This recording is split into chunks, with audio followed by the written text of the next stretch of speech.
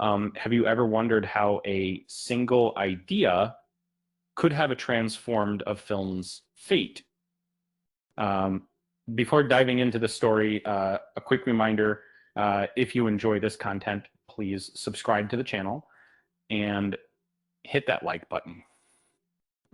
In the world of Westerns, few names shine as brightly as John Wayne.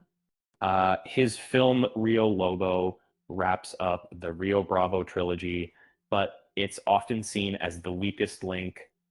Uh, Interestingly, this trilogy isn't bound by a continuous storyline as much as they can.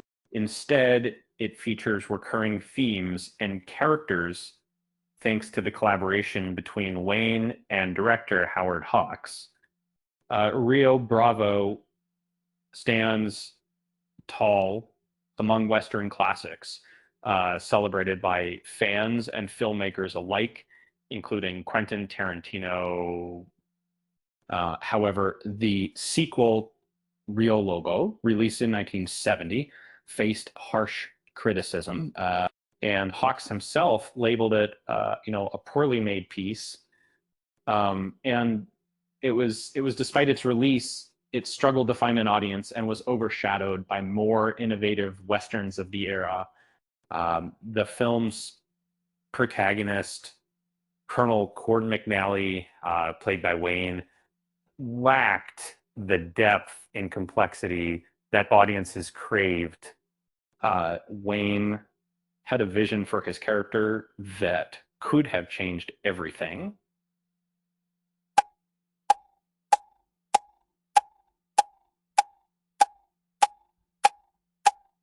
Uh, Initially, he wanted to portray a drunken character, uh, a role that would have allowed him to explore a more dynamic performance.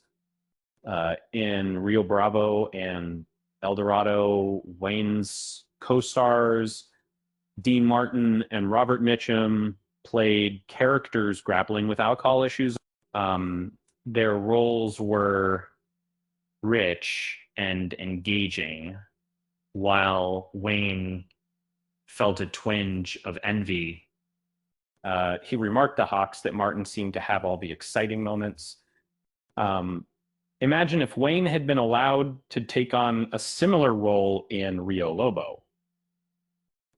His character could have showcased a blend of humor and drama, adding a new layer to the film. Uh, um, there's a scene where Cord drinks whiskey for bed, um, hinting at the potential for a more vibrant performance. Um, and throughout his career, Wayne often found himself typecast, playing variations of the same character who saw two Katies.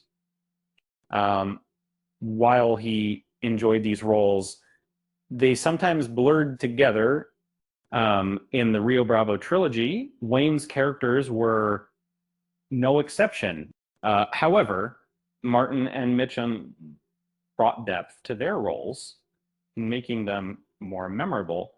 Uh, uh, Rio Lobo ultimately fell short of its predecessors. Uh, Tarantino, a known fan of Rio Bravo, even claimed that Rio Lobo influenced his decision to retire from filmmaking. He viewed it as a cautionary tale of a director overstaying their welcome, and the film struggled with charisma, particularly with co-star Jorge Rivero, who didn't match the screen presence of Martin or Mitchum. While it featured a well-executed train heist, it lacked the memorable action and humor that defined earlier films in the trilogy. If only Wayne had been given the chance to play a drunken character, perhaps Rio Lobo could have captured the energy and excitement that fans were looking for. And remember, why did the cowboy buy a dachshund? Because someone told him to get a long little dottie. Uh, um, and with that said, thanks for watching, and until next time,